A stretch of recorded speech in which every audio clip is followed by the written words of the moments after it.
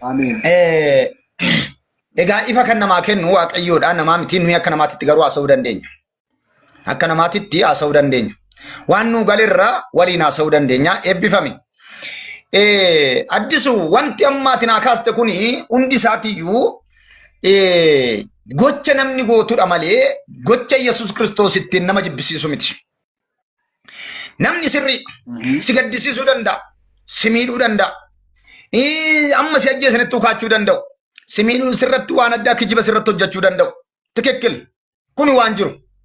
Maaliif jennaan wal qoqqooduun jira. Akkuma atamma jettee waldaa kiristaanaa keessa namoonni baay'een waliin haafuu tajaajiluma waliitiyyuu inni haafuu baay'ee wal qoqqoodu. Kana kuni seeraan ala siin jechuun danda'u sirriidha jechati jette. Garuu nuti gaafa jalqaba Kiristoos amannee Waaqayyo tokkicha ilma isaa otoo marsiifatin nuu kenne jennee macaafa qulqulluu kana jalqabumaa jalqabnee macaafa kanaa fi Waaqayyo tokkicha ilma isaa nuu kenne sanitti amanne malee namatti miti nuti kan naman. Namni nama sirri. Gocha namaa ilaaltee Kiristoosiin gargar ba'uun sirra hin jiru. Tokko. Garuu macaafa qulqulluurraa laaltee macaafa qulqulluun amma kana sirraa barbaadu. Ani kana sirraa barbaadu. Gocha namaa miti. Namni sirriidha waan barbaade gochuu danda'a waan baay'ee.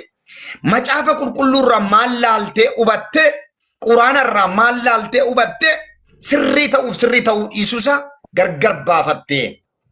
Tokko gaafin kiyya sagal. Macaafa qulqulluurraa walumatti sii deebiseen fixa daqiiqa takka. Macaafa qulqulluurraa isuma ammaati. Quraanarraa maal hubatte kan jedhu suuraa Imraahiin 3:19 fi suuraadhuma Imraahiin 3:85 akkana jedhaan. Amantii dhugaan Rabbii duratti fudhatamummaa qabu islaamummaa qofaadha yookaan islaama qofaadha. Moordammoo islaamummaatiin alatti namni amantii kan biraa hordofu yoo jiraate Rabbii irraa hin qeebalu yookaan irraa hin qeebalamu kan jedhu kanan sammuu koo godhena qabe. Amantiin islaamummaa Rabbii biratti ragaa qaba taanaan waan ragaa hin qabu kana hin fudhadhu jechuu hin danda'u. Faalamaadha laaqamaadha jechuu hin danda'u. Sigalee suuraa Imraahiin 3:19 fi 3:85 maayidha. Amantii dhugaan Rabbi duratti islaamummaa qofaadha. Islaamummaan alatti namni amantii biraa hordofu yoo jiraate Rabbi irraa hin erga jedhame maalan hojjedhare wanta ragaa hin qabne biraa. Asumaan immoo yoo naaf idisiin jedhee kiristaanummaa jechuun yookaan kiristaana jechuu yookaan kiristaanummaa jechuun Rabbi duratti fudhatamummaa qaba kan jedhutu naa kenname immoo amma samman achi deebi'ee maaloo dhiifama naan godhaa nan dogoggoreedhee miilla kootii nan foqoqee dhaqeenani dhiifama gaafadhee pheenxee ta'an. Wallaahi. Ta'u namas dhiifama gaafachuun sirriidha nama dhiifama hin gaafatu. Ati amma nama miite miti. Nama tokkoyyuu hin miine. Namni ati itti walitti buutes hin jiru. Namni ati dhiifama gaafattus hin jiru. Dhiifama gaafachuun kan sirra jiru otoo dhiifama iyyuu kan gaafatu ta'e Kiristoos Waaqayyo duwwaadha malee namni ati dhiifama gaafattus hin jiru. Namaafis miti kan amante. Kiristoosiin dhiifama gaafadhu. Egaa isa kana keessatti tokko isa kanaadha. Lammaffaa Yesuus Kiristoosii ergamaa ta'uu isaatiitu nama ta'uu isaatiitu siif gale. Yaa. Galatoome. Ishi. Mee gooftaa Yesuus Kiristoosii jireenya kennuu hin danda'amu hin danda'u akka yeroo jalqabatti amanaa turtetti. Jireenya akkamii?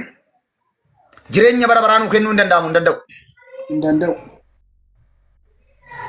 Galatoome. Kanas ragaadhaan naa deebista. Lammaffaa.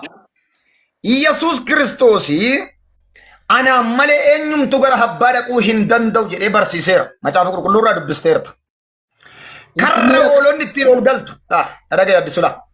Karra oolonni ittiin ol galtu dhiisee karaa an biraa cabsee kan seenu hattuudhas saamtuudhas jedha. Isa kana mee naaf hiiki. Bataam turu. Gaaffii bareedaadha. Yesuus jireenya kennuu danda'a kan jedheef hin danda'u kanan jedheef bartootaan akkas jedhee mana abbaa koo keessa iddoo bal'aatu jira. Dhaqeen isinii qopheessa gaafa jedhu mana koo keessa jedhetu hin taane mana abbaa koo keessa jedhe. Ofiisaafuu mana namaatti galuuf deemaa jira malee mana isaatti galuuf deemaa hin jiru. Kanatti iddoo sanatti beekuu qabu. Tokko kan. Lammaffaan namni balbala karraatiin dhiisee karaa mantiitiin galu hattuudha inni jedhamu suni isa kanaaf barreeffame utuu hin taane raajonni barsiisonni sobduun akka Waaqayyo irraa barbaadutti yoo barsiisuudha baatanii fedha mataa isaanii yoo godhanii isaan hattuudha malee karra hoolota karaa sirriitiin dhufan miti kan jedhu tajaajiltootaaf kan barreeffamedha malee amantootaaf kan barreeffame miti. Xumureera. Hoolotaaf re'oota jedhame. Hoolotaaf re'oota jedhe. Fakkeenyaaf hoolota tokkotti fakkeessee re'oota gara tokkotti fakkeesse. Gooftaa Yesuus.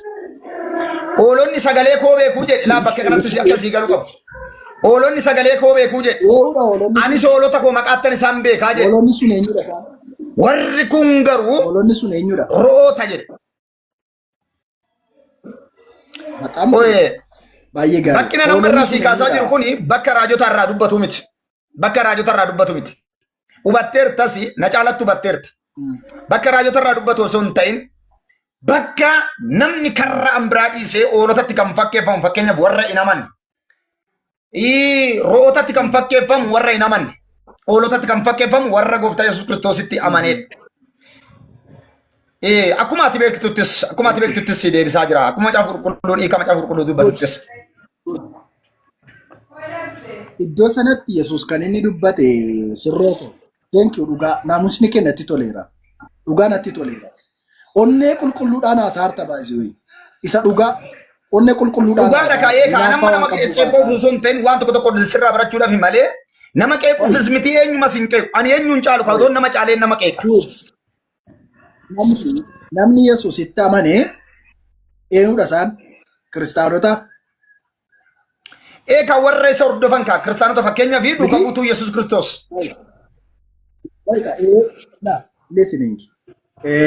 Namni Yesuus itti amanee hoolota Waaqayyooti yookaan hoolota mitiire namni isatti namanne immoo re'oota jedha mitiire iddoo sanatti. Akkasumini? Eeyyee. Okay. Amantoonni Yesuus itti amanuun hoolota Yesuus mitiire? Eeyyee. Kanaafuu pheenxeen hoolaadha jechuudha. Eeyyee. Akka Yesuus Kiristoos barsiisetti pheenxeen hoolaa Waaqayyooti. Sirriidha. Rakkoon qabu jedhati. Good.